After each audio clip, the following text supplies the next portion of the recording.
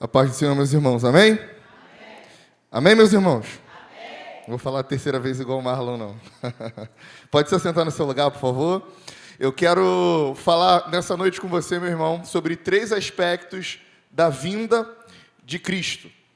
Eu tenho estudado sobre esse assunto nos últimos anos, e é um assunto que tem aumentado demais a minha fé. E eu quero que, de alguma maneira, esse assunto ele aumente a sua fé também. Nós temos, irmãos, alguns assuntos dentro da fé cristã que vão se propagando e discussões que vão se estendendo ao longo do tempo que a Igreja de Cristo está aqui na Terra. Quem não conhece aquela grande discussão sobre o arminianismo versus o calvinismo? O arminianismo vai dizer que o ser humano ele tem o direito à escolha porque através da fé, através da pregação da palavra de Deus, ele pode optar pela renúncia do pecado.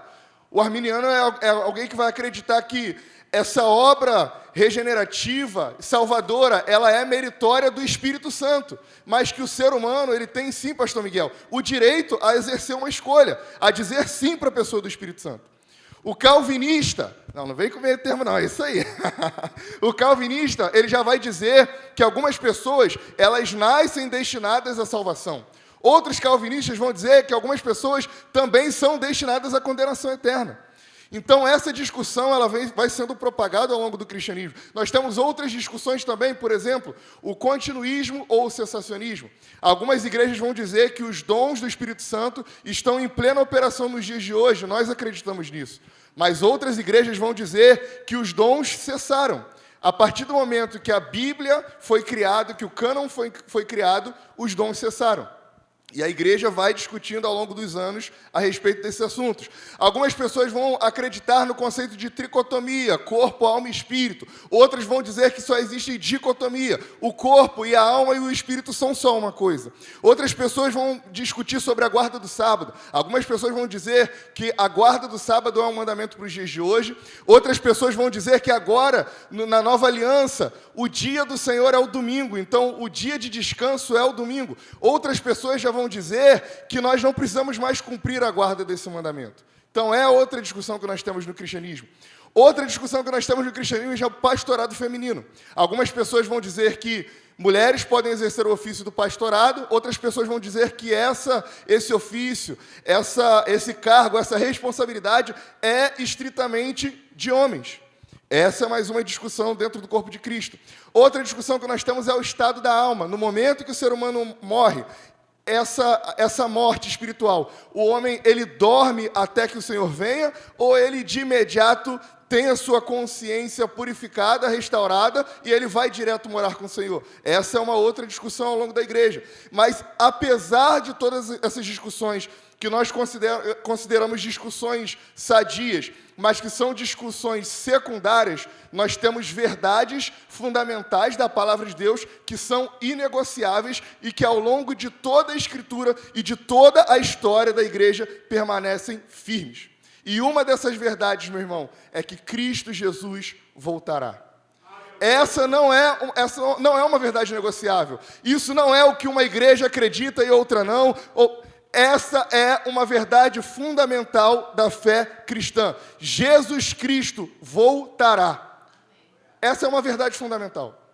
Se você conhece alguém que é calvinista, mas você é arminiano, essa pessoa é seu irmão ou sua irmã em Cristo. Se você, meu irmão, crê no pastorado feminino e o seu outro irmão acha que não, essa pessoa é seu irmão em Cristo, está tudo bem, cada um vai pensar de uma maneira. Agora, se alguém nega que Cristo voltará, nós não podemos ter comunhão com essa pessoa, porque essa é uma verdade fundamental da palavra de Deus. Amém? Existem coisas que são inegociáveis. Por exemplo, nós temos na história da igreja o que nós chamamos de credo apostólico. Deixa eu ver se eu consigo passar aqui. O credo apostólico ele diz assim, creio em Deus Pai Todo-Poderoso, Criador dos céus e da terra. Creio em Jesus Cristo, seu único Filho, nosso Senhor, o qual foi concebido por obra do Espírito Santo, nasceu da Virgem Maria, padeceu sobre o poder de Pôncio Pilatos, foi crucificado, morto e sepultado, ressurgiu dos mortos ao terceiro dia, subiu ao céu e está sentado à direita de Deus Pai Todo-Poderoso, donde há de vir para julgar os vivos e os mortos. Creio no Espírito Santo, na Santa Igreja Universal, não é de Macedo, já explico, na comunhão dos santos, na remissão dos pecados, na ressurreição do corpo e na vida eterna. Amém. Essa é mais uma verdade inegociável. Nós cremos em Deus Pai, nós cremos em Jesus Cristo e nós cremos no Espírito Santo. Isso é uma verdade inegociável. Se alguém nega alguma dessas verdades desse texto, negou a fé cristã e não pode ser nosso irmão. Assim como o credo apostólico é um credo que é universal na história da igreja, a volta de Cristo é uma crença universal também para a igreja de Jesus.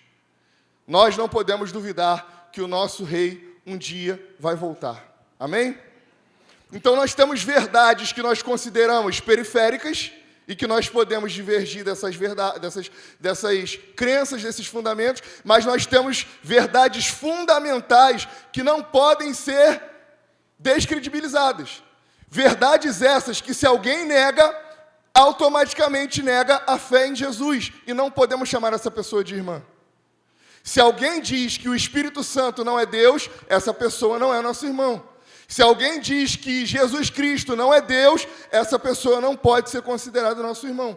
Então, algumas verdades são inegociáveis. E quando alguém fere uma dessas verdades universais, nós entramos naquele conceito que nós chamamos de heresia. O que é um herege? É alguém que nega um fundamento da fé cristã. Então, se você nega que Cristo vai voltar, nós não temos parte com você. Jesus não tem parte com você. Mas se você crê em Jesus de todo o coração e acredita que Ele um dia vai voltar para buscar a sua igreja, essa é uma verdade fundamental daqueles que esperam por esse dia. Amém? Então, quero falar com você, meu irmão, sobre esses três aspectos da vinda de Cristo. E eu queria começar lendo com você um texto que está lá em Atos dos Apóstolos. Abra sua Bíblia, por favor. Eu quero que você tome nota desses textos, toda vez que você lê-los, que você lembre de mim, que você lembre dessa palavra, que você lembre desse ensino, para que a sua fé, meu irmão, possa ser edificada. Atos dos Apóstolos, capítulo 1, versículo 11. Eu vou ler os textos na NVI, então se puder colocá-los na NVI, para a gente facilitar aqui o contato. Aliás, se botar os textos aí atrapalha aqui, Isaac? Não? Então tá bom. Diz assim: e lhes disseram, Galileus, por que vocês estão olhando para o céu? Este mesmo Jesus, que dentre vocês foi elevado aos céus, voltará da mesma forma que o viram subir. Nós vemos aqui nesse texto, meus irmãos, logo após a ressurreição de Jesus, Jesus passa alguns dias com seus discípulos, ensinando, compartilhando, pregando aos seus discípulos, fortalecendo a fé dos seus discípulos, até que chega o momento em que ele é assunto aos céus. Lucas, lá em Atos, ele vai dizer que Jesus, ele está no Monte das Oliveiras com os seus discípulos. E grava esse lugar. Jesus está no Monte das Oliveiras. E lá no Monte das Oliveiras, Jesus ele sobe aos céus e os discípulos veem Cristo subindo, ressurreto, até que ele some no meio das nuvens. No momento em que Cristo some nas nuvens, os discípulos ficam ali olhando, esperando, até que os anjos aparecem para esses discípulos e dizem: Galileus, por que vocês estão olhando para o céu esperando? O mesmo Jesus que vocês viram subir aos céus, um dia ele voltará. O que eu aprendo com esse texto, meus irmãos, é que a vinda de Cristo é uma promessa dos céus. Assim como a vinda de Cristo, eu já falei aqui com vocês, ela é uma verdade fundamental para a igreja. A vinda de Cristo é uma promessa dos céus. Os anjos apareceram naquele momento para aqueles discípulos e disseram que o mesmo Cristo que eles viram subir, nós veremos ele descer também em glória. Amém? A vinda de Cristo, meus irmãos, é uma promessa dos céus para nossas vidas. Não somos só nós, não é só o apóstolo Paulo que pregou a respeito disso, não é só o pastor Miguel que prega a respeito dessa verdade, o presbítero Vanderlei. A igreja de Jesus também pregou, mas os anjos de Deus apareceram para aqueles discípulos e testificaram que Cristo um dia virá buscar a sua igreja. E essa é uma verdade fundamental. Quando eu vou para outro texto, por exemplo, vamos ali para Hebreus capítulo 9, versículo 27. Hebreus capítulo 9, versículo 27. A igreja, ela vai então, meus irmãos, enquanto você abre aí, eu vou falando aqui, ela vai discutir se essa vinda de Jesus, ela vai ser em duas etapas ou em uma única etapa. Alguns vão dizer que essa primeira vinda, ou essa primeira etapa, ela é uma etapa secreta. Cristo vem como um ladrão, né, como o texto diz, para arrebatar a sua igreja, mas que essa segunda vinda é uma vinda gloriosa. Esses são os pré-tribulacionistas. Os pós-tribulacionistas, eles vão dizer que Jesus vai voltar após a grande tribulação. E aí vai ser uma única etapa de vinda, onde todo olho verá Cristo.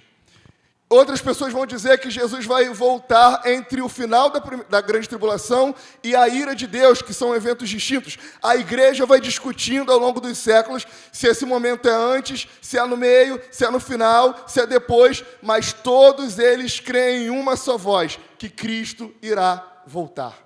Essa é uma verdade fundamental. Lá em Hebreus capítulo 9, versículo 27, nós vemos assim escrito: assim também Cristo foi oferecido em sacrifício uma única vez, para tirar os pecados de muitos. Muitos, Léo. Calma, estou brincando.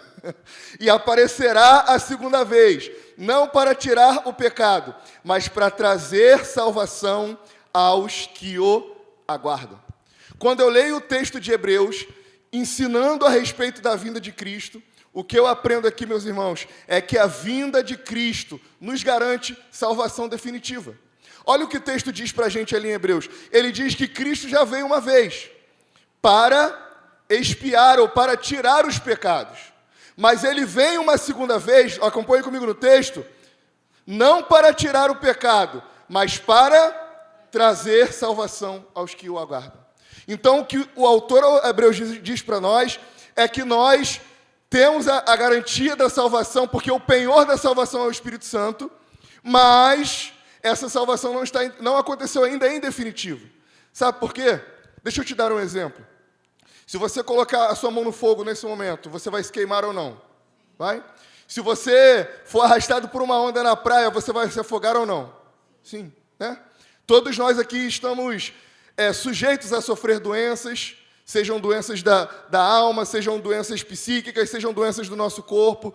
Todos nós sofremos nessa vida, porque isso é a representação do que o pecado gera no mundo. Quando a gente olha o que está acontecendo entre Israel e a Palestina, entre a Ucrânia e a Rússia, toda essa guerra que o mundo vem causando, a gente olha para isso tudo e consegue perceber que a situação do mundo ainda não foi resolvida.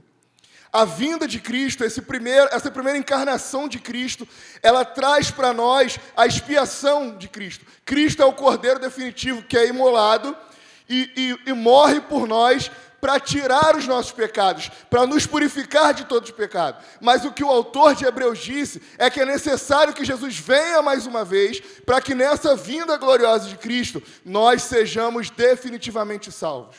Porque quando ele voltar em definitivo, você vai colocar a mão no fogo e não vai se queimar. Você vai andar sobre as águas, eu creio nisso. Você vai mergulhar e não vai se afogar. Você vai passar os anos e não morrerá. Nós seremos definitivamente salvos. Então, quando eu leio aqui o texto de Hebreus, eu entendo que Cristo precisa voltar. Porque quando Ele voltar, Ele vai garantir para nós a salvação definitiva. Os nossos pecados foram expiados. Nós somos nova criatura em Cristo Jesus. E nós aguardamos Cristo voltar para que nós possamos ser definitivamente salvos desse corpo pecaminoso. Amém, meus irmãos? A crucificação garante a expiação dos pecados. A vinda de Cristo garante salvação definitiva. Amém? Vamos ver um outro texto aqui sobre a vinda de Jesus?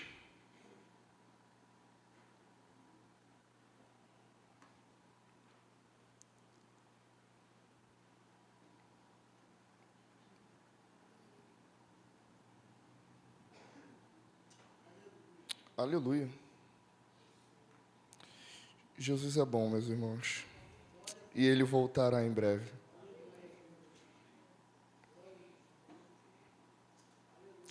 A vinda de Cristo, meus irmãos, é uma verdade inegociável para nós. João, capítulo 14, abre aí, versículo de número 2 e 3. João 14, versículos 2 e 3 diz assim: E se eu for e lhes preparar lugar, voltarei e os levarei para mim, para que vocês estejam onde eu estiver. Vamos ler esse versículo junto? No 3? 1, 2, 3. Quando eu for, voltarei, para que vocês estejam. A vinda de Cristo, quando eu leio João capítulo 14, versículo 2 e 3, me faz entender que a vinda de Cristo nos concede moradia eterna com Deus. Cristo volta, não apenas para salvar, aliás, ele veio para salvar, ele não volta apenas para salvar em definitivo, ele volta para nos levar para morar junto com ele. E o texto ele é contundente, claro, ele diz que para que onde eu estiver, vocês estejam junto comigo. A gente vai ler um texto que vai mostrar isso aqui, essa verdade contida aqui, lá nos últimos dias. Eu quero falar com vocês. Mas nós vimos aqui alguns aspectos, volta lá para mim, por favor, nos slides. Nós vimos então que morar com Jesus, a vinda de Cristo, nos garante algumas coisas. Nós encontramos algumas verdades espirituais que são fundamentais e que mostram para a gente, revelam para a gente qual é o objetivo dessa vinda de Jesus. Então, a vinda de Cristo, ela nos concede moradia eterna com Ele. Todas essas coisas que a gente enxerga nesse texto, eu poderia citar tantos outros textos, meus irmãos, mas eu não quero me alongar aqui, vão dizer para nós uma única coisa. E aí eu vou pegar carona com o pastor Miguel, que gosta sempre de falar sobre isso. Passa para mim, por favor, acho que aqui está. Cristo Jesus em breve voltará. Então, pastor Miguel, qual é a grande proposição que nós encontramos quando lemos esses textos aqui sobre a vinda de Cristo? Qual é a verdade imutável? Qual é o fundamento, o firme fundamento? É que Cristo Jesus em breve voltará.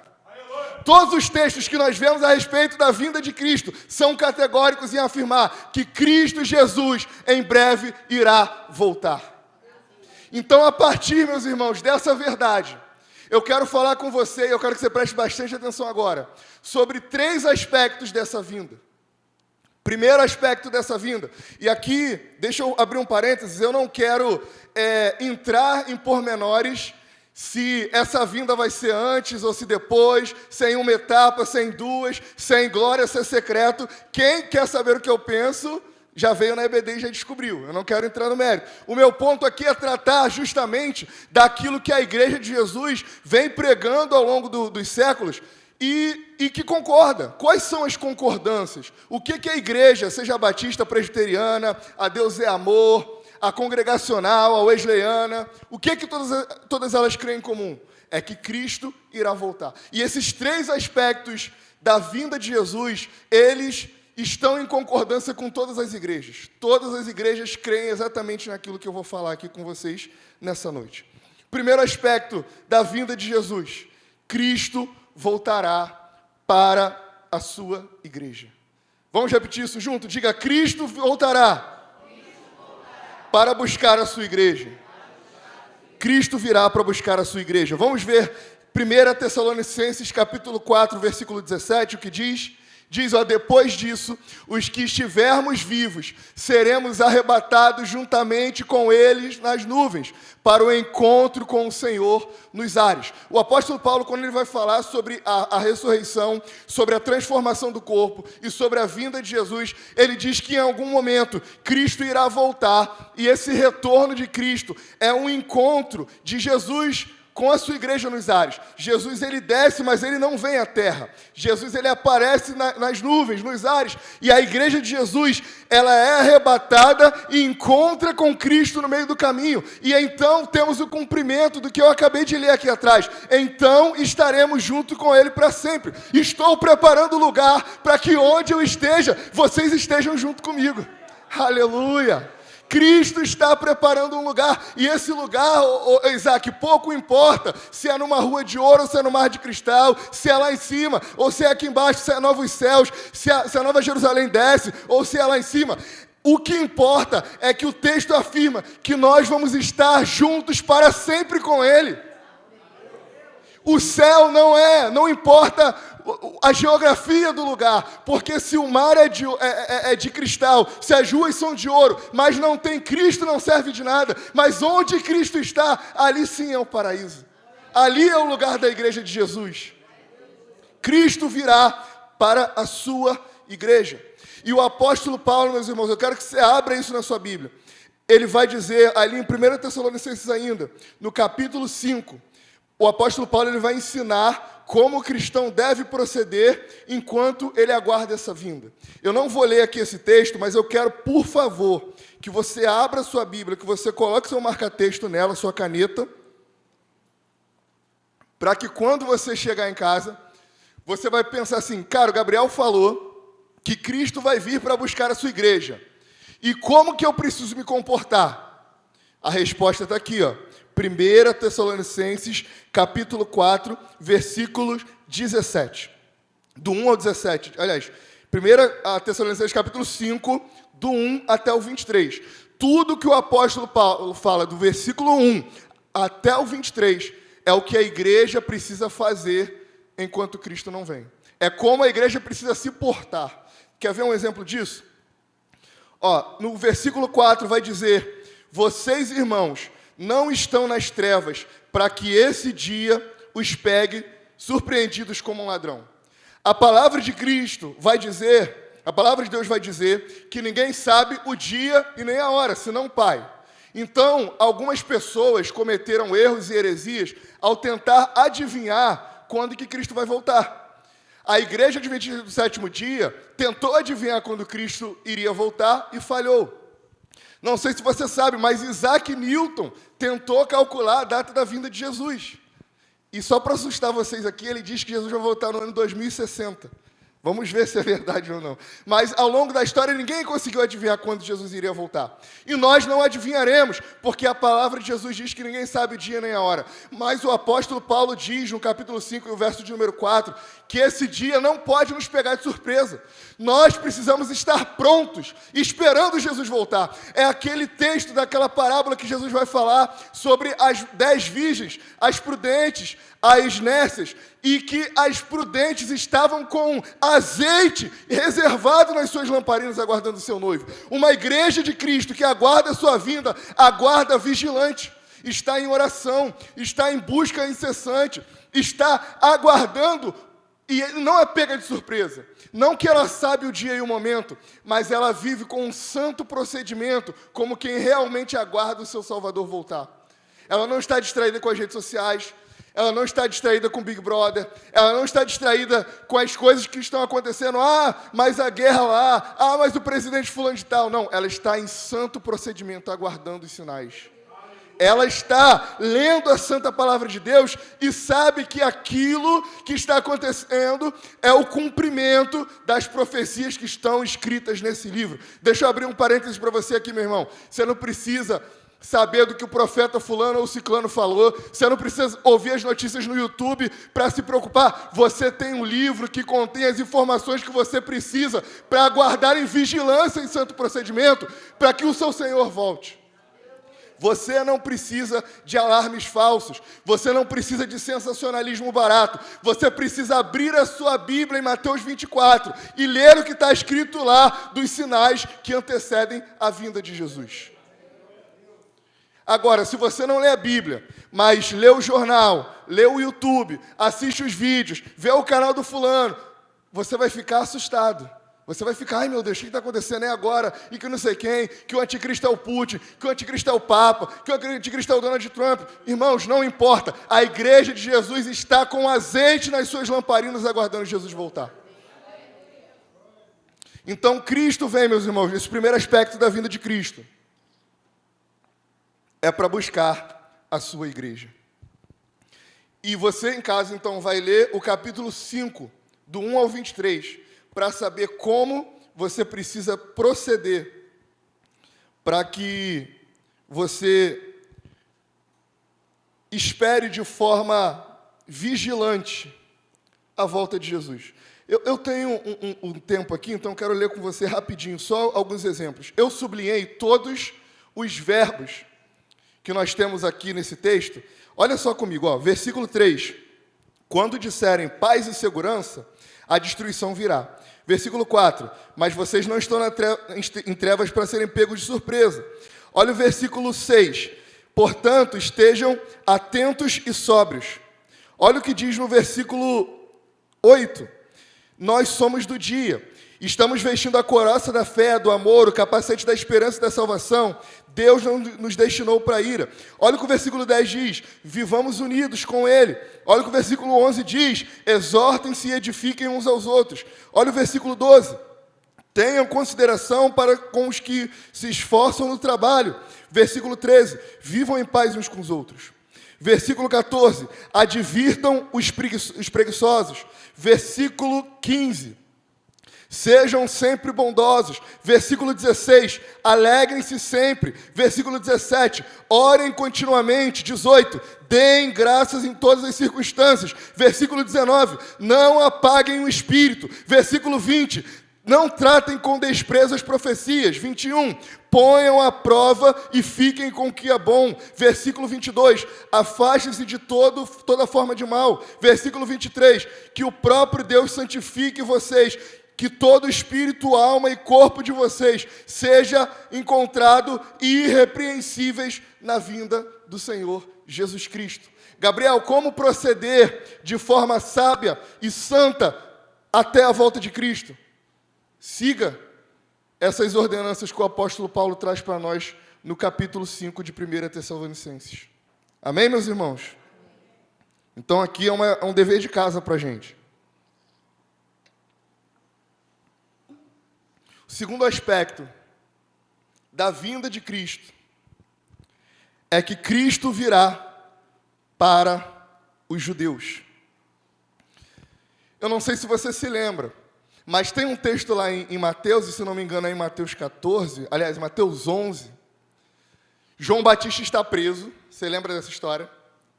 Ele está a ponto de ser morto, existe uma perseguição muito grande para que João Batista seja preso. De fato, ele é preso. Está a ponto de morrer. E João Batista, ele vira chama os seus discípulos e diz assim, ó, pergunta a Jesus, você lembra desse texto? Se ele é de fato Cristo ou se nós devemos esperar outro. Lembra desse texto? Algumas pessoas vão dizer, mas João Batista estava incrédulo naquele momento, mas ele estava em dúvida. Mas aí quando eu olho a história, eu vejo que João Batista e Jesus eram primos. Eu vejo que Isabel, quando vê o ventre de Maria, ela salta de alegria, porque ela sabe que Maria está carregando o Salvador do mundo. Eu lembro que João Batista, quando vê Jesus, ele diz, eis o Cordeiro de Deus que tira o pecado do mundo, a ele segui. Ele diz, eu não sou digno nem de desatar a sandália dos seus pés. Ou seja, João Batista sabia que Jesus era o Cristo. E por que é que em Mateus 11, ele pergunta se ele era o Cristo? Eu te respondo. Porque os judeus, antigamente e até nos dias de hoje, eles acreditam em dois Messias, ou em dois Mashias. O judeu, ele acredita que não existe uma consonância, não existe uma unicidade entre um Messias que vence e um Messias que sofre. Porque quando ele lê as profecias dos profetas menores e dos profetas maiores, ele encontra um Cristo que vai assentar no trono de Davi, que vai destruir os inimigos de Deus, que vai reinar sobre todos, e Jerusalém será o centro do seu governo. Mas ele encontra também um Messias que sofre, que morre, mas que os seus ossos não são quebrados, mas que é perseguido também. Então os judeus eles pensam, como que um Messias que vai assentar no trono de Davi vai morrer? Não tem como. Não tem como ele morrer e ao mesmo tempo ele vencer. Então, os judeus, a grande parte dos judeus, eles acreditam em dois Messias. E a palavra Messias, lá no hebraico, Machia, ela dá o sentido de ungido. Eles acreditam que Deus vai enviar dois ungidos. O primeiro ungido é o Messias, filho de José, o Machia ben Yosef.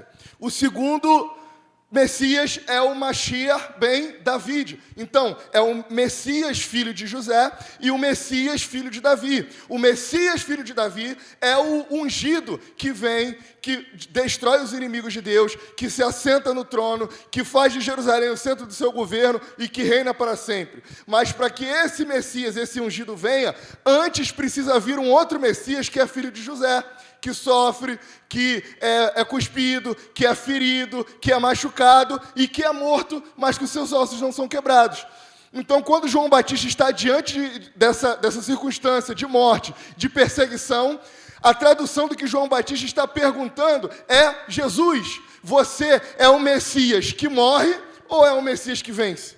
Você é o Messias que senta no trono de Davi ou é o Messias que é ferido? E qual é a resposta de Jesus para João Batista através de seus discípulos? Diga a ele que os coxos andam, que os cegos veem e que aos pobres é apregoado o evangelho do reino. A resposta de Jesus para João Batista é: João, eu sou o Messias que morre, mas eu também sou o Messias que vence. Eu sou o Messias que sou morto, mas eu sou o Messias que no terceiro dia ressuscita e vou sentar no trono que meu Pai reservou para mim. Essas ideias não são ideias excludentes. E é por isso, meus irmãos, que ele é de fato o filho de José. Porque a história de José diz para nós que esse Messias, preste bastante atenção nisso, que a história de José diz para nós que esse homem, ele era preterido dos seus irmãos. Os irmãos de José não gostavam de José. Eu vou acelerar porque você já conhece a história. José é vendido pelos seus irmãos para os ismaelitas. Ele para no Egito, acontece toda aquela situação que você já sabe, e ele, em algum momento, se torna governador do Egito. Você conhece essa história, né? Mas a história não termina aí. José tem um sonho, você já conhece, e aí alguém fala: olha, esse cara sabe traduzir sonhos, interpretar, e tal. José se torna governador do Egito. Em algum momento, passam-se 7 anos de fartura e abundância. E em determinado momento, chegamos a 7 anos de escassez. No tempo da escassez, os irmãos de José vão até o Egito para encontrá-lo, sem saber que estavam encontrando seu irmão. Eles vão buscar mantimento. Chegando lá, eles encontram com a figura de Zafenate Paneá, que é o José, mas agora na figura e na roupagem de um egípcio.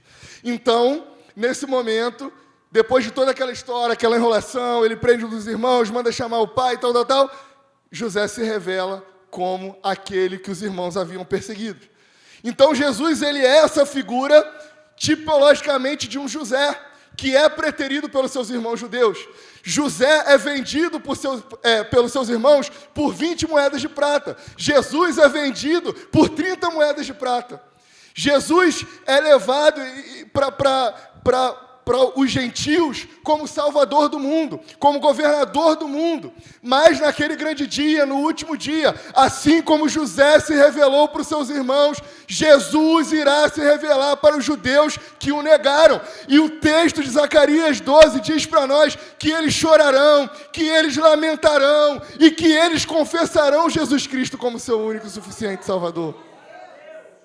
Então Jesus é esse José que sofre, que é perseguido, que é vendido, mas que se torna governador do mundo, e que os seus irmãos, os judeus, o reconhecem como governador.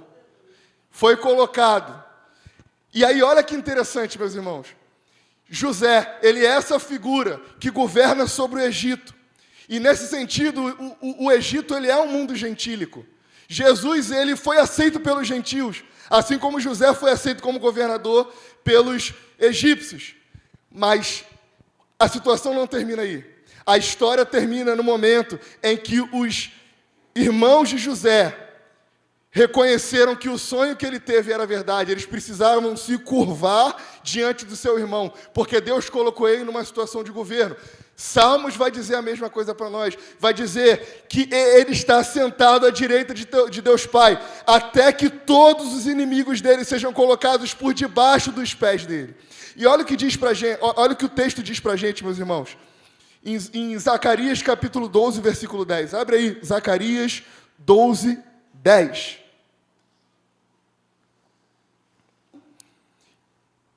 e derramarei sobre a família de Davi e sobre os habitantes de Jerusalém um espírito de ação de graças e de súplicas.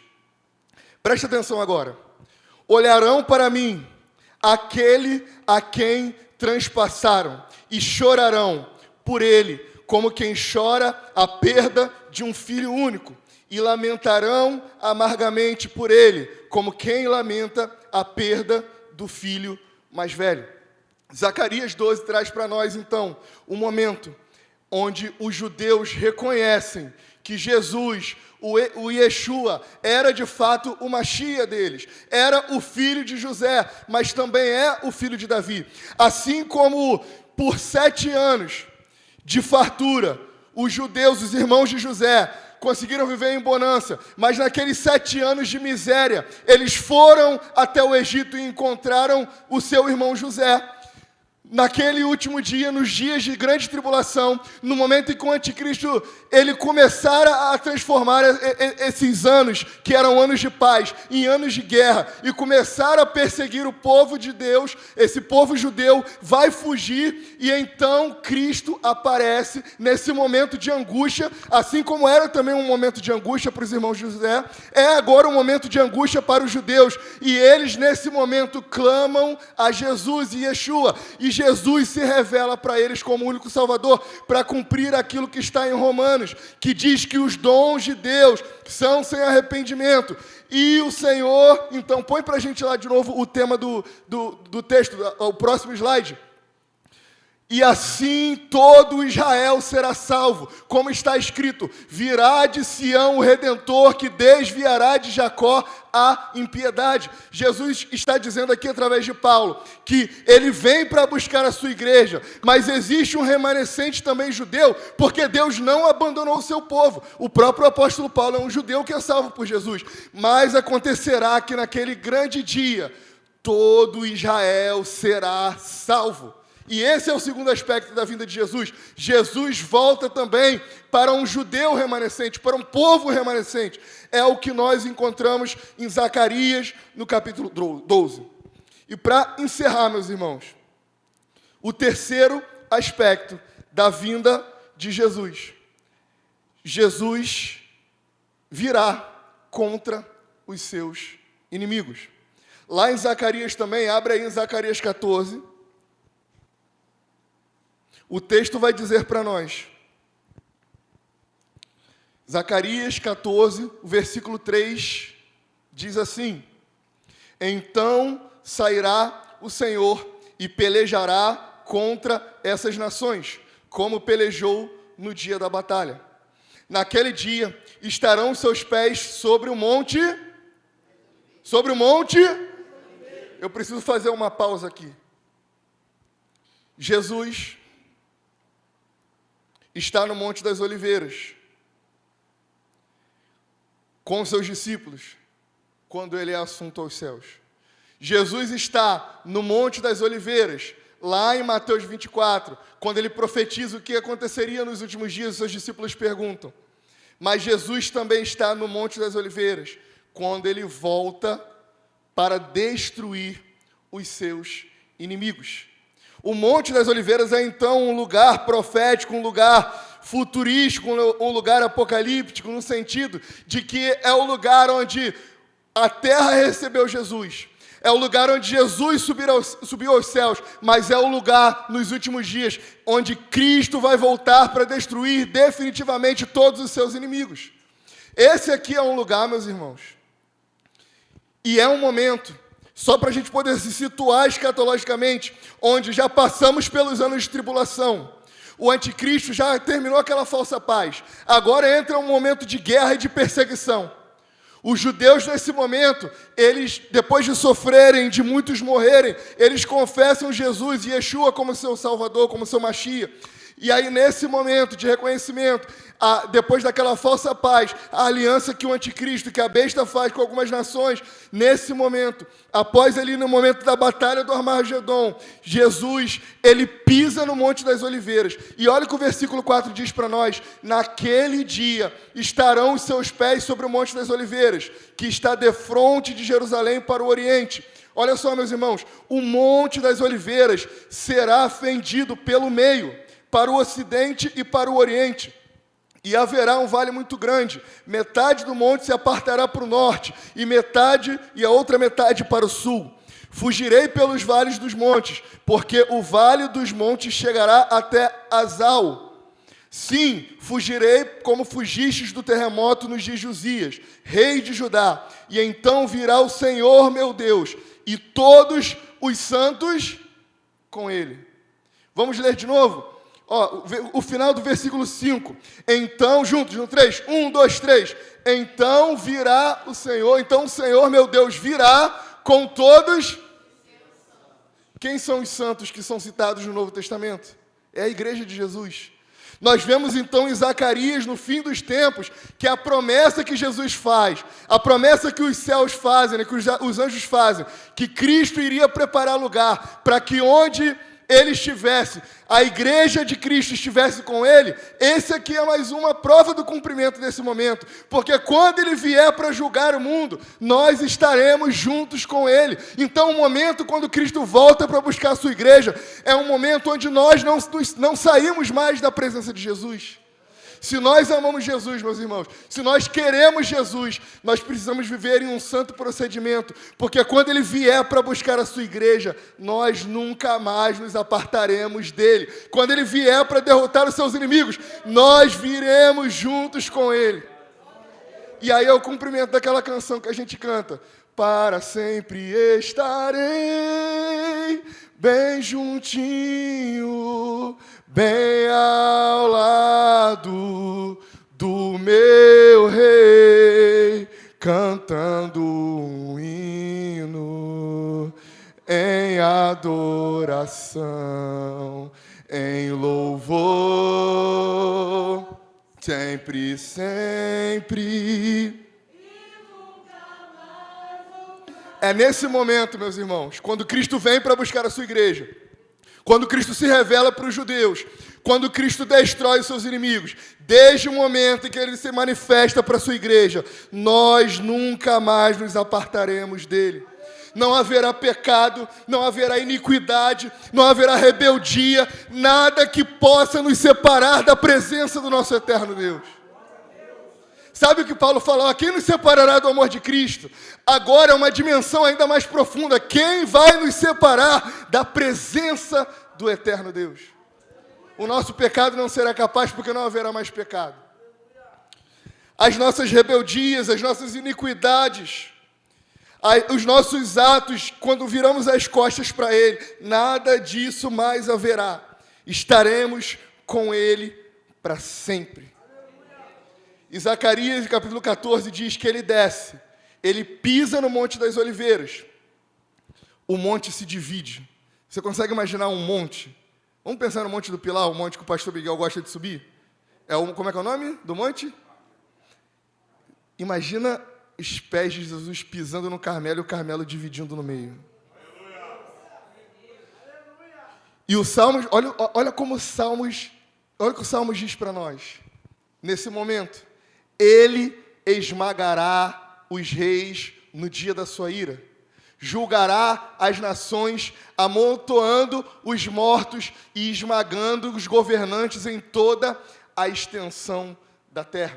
Quando você lê esse texto no original, no hebraico, esse texto ele vai dizer, meus irmãos, que Jesus ele vai passar pisando na cabeça dos inimigos dele. Ele vai juntar os corpos dos seus inimigos. E ele vai proclamar a sua vitória. É nesse momento, então, que o apóstolo Paulo vai dizer que Jesus ele vence todos os seus inimigos. E o último inimigo a ser vencido é a morte, Belinha. Belinha, como te chamo. Jesus vai destruir os seus inimigos. Jesus vai destruir e castigar Satanás e os seus demônios. Jesus vai, pastor Miguel, condenar com justiça todos os líderes políticos e governantes dessa terra que roubaram, que feriram, que tiraram daqueles que precisavam. Todos os homens, Sejam eles os vereadores, sejam eles os senadores, sejam eles os deputados, sejam eles os presidentes, sejam eles os juízes, todos aqueles que nós olhamos e pensamos, a justiça humana ela é falha, a justiça de fato não acontece. Olha o que Netanyahu está fazendo em Israel, olha o que Putin está fazendo na Rússia, olha o que está acontecendo, uma guerra de sangue, uma guerra de poder, e ninguém faz nada, ninguém consegue condenar esses caras, ninguém consegue colocar a mão neles, se não houver arrependimento até o último instante da vida deles. Esses homens serão esmagados por Jesus, e Ele fará uma justiça eterna. Aquilo que nós olhamos e pensamos assim, olha, a justiça não acontece, eu não confio no poder da justiça, eu não confio, porque hoje uma pessoa comete um crime e ela sai pela porta da frente, se não houver arrependimento, e aqui eu quero abrir um parênteses, o Evangelho de Jesus nos coloca como ministério de reconciliação. Nós somos chamados por Jesus para reconciliar os pecadores com Ele. O desejo do homem e da mulher de Deus é que aquele que cometeu o crime pague pelos seus crimes cometidos, mas que ele seja regenerado e se torne uma nova criatura em Jesus. Mas se ele não se torna uma nova criatura em Jesus, o texto de Zacarias 14 diz para nós que Cristo irá pisar nos seus inimigos. A injustiça do mundo vai acabar nesse exato momento, porque todos aqueles que se voltaram contra Deus e contra a sua palavra serão destruídos. Quais são os 3 aspectos da vinda de Jesus? Jesus virá para buscar a sua igreja. Jesus virá para buscar os judeus, os remanescentes, aqueles que confessarem Yeshua como seu Mashiach, como seu Salvador. Mas Jesus também virá para os seus inimigos, para condenar e, de uma vez por todas, acabar com toda a impunidade. Então, a grande pergunta para nós é: quem eu sou? Judeu eu não sou. Acho que ninguém aqui é judeu. Talvez um ou outro possa ter alguma coisa, uma linhagem, um parente distante, mas nós não somos judeus. Nós temos aqui 2 escolhas. Nós podemos ser a igreja de Jesus, que aguarda Ele em santo procedimento e obediência, ou nós podemos ser inimigos de Deus. E aí você me pergunta, Gabriel, mas eu não mato ninguém, mas eu não sou uma pessoa ruim, eu não sou um assassino para ser um inimigo de Deus. Eu não espraguejo contra Deus. Mas a palavra de Deus diz que todos os que são filhos de Deus são guiados pelo Espírito de Deus. Se nós não somos amigos de Deus, nós fazemos a vontade do nosso Pai que está nos céus. Se nós somos amigos de Deus, nós ouvimos as palavras que Ele nos anunciou e nós obedecemos e seguimos essa palavra.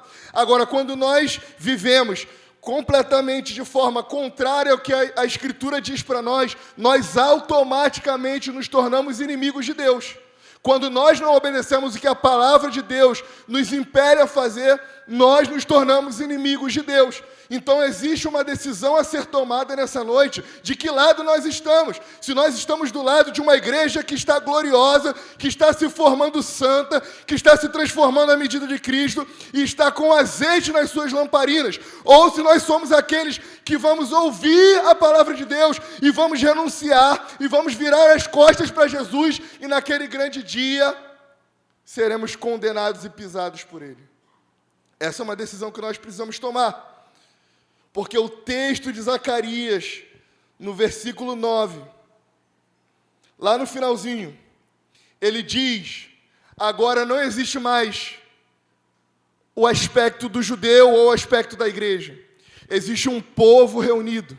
Porque João diz no Apocalipse que naquele grande dia, naquele último dia, ele viu povos, línguas e tribos e nações todas reunidas ao redor de Jesus. E o final do texto de Zacarias se cumpre, dizendo, versículo de número 9, o Senhor será rei sobre toda a terra. Diga isso, o Senhor será rei sobre toda a terra. Ó, e naquele dia, um só será o Senhor. Diga, um só será o Senhor. E um só será o seu nome. . Naquele grande dia, Não precisa mais repetir essa parte. Mas obrigado. Naquele grande dia, o Senhor será rei sobre toda a terra. Só existirá um Senhor.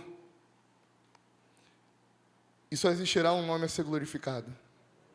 Algumas igrejas hoje, elas têm sala VIP. Já ouviu falar isso? Tem igreja com sala VIP, né? Porque se um famoso for... Por exemplo, se o Neymar entrar aqui na igreja, a igreja vai lotar e um monte de gente vai no meio do culto querer tirar foto com ele, é? Naquele grande dia não haverão ídolos. Não haverão falsos messias. Não haverão falsos senhores. Não haverá prestígio para ninguém. Ninguém, todos serão iguais. Porque um só será o Senhor. E Ele será rei sobre toda a terra. Não haverá mais diferença entre pobres e ricos, entre brancos e pretos, entre gordos e magros, entre os mais favorecidos economicamente e os... Não, hoje, por exemplo, se você hoje for na Europa e você estiver mal vestido, não importa se você tiver dinheiro, experimente ir na França com o máximo de dinheiro que você puder e entrar no restaurante para comer. Se você não estiver bem vestido, você é proibido de entrar naquele lugar, porque existe uma ética social, onde essa ética, ela separa os mais privilegiados dos menos privilegiados, os que se vestem da maneira como a sociedade quer que se vistam, e os que não se vestem, os que pensam de determinada forma e os que não pensam. Mas naquele dia não haverá mais divisões, porque um só será o Senhor que irá governar sobre toda a terra, e o nome dele é Jesus Cristo. Ele será rei sobre toda a terra. Então, o que nós aprendemos com isso, meus irmãos? É que nós, como igreja, para participarmos desse cumprimento escatológico da volta de Jesus, precisamos estar com azeite em nossas lamparinas, precisamos estar vigilantes, precisamos estar em santo procedimento. Porque quando Ele voltar e nos encontrar com azeite nas lamparinas, vivendo de forma santa, vivendo de forma limpa, vivendo de forma pura, como Ele e o Seu Espírito nos impeliu a viver e a procedermos, nós estaremos para sempre e sempre e sempre com Ele. Quando Ele aparecer nos ares, nós estaremos com Ele. Quando Ele descer para se revelar aos judeus, nós estaremos com Ele. Quando Ele destruir Satanás e os seus anjos, nós estaremos com Ele. Quando Ele fizer novos céus e nova terra, nós estaremos com Ele. Aleluia, meus irmãos. Que Deus nos abençoe com essa palavra em nome de Jesus. Amém.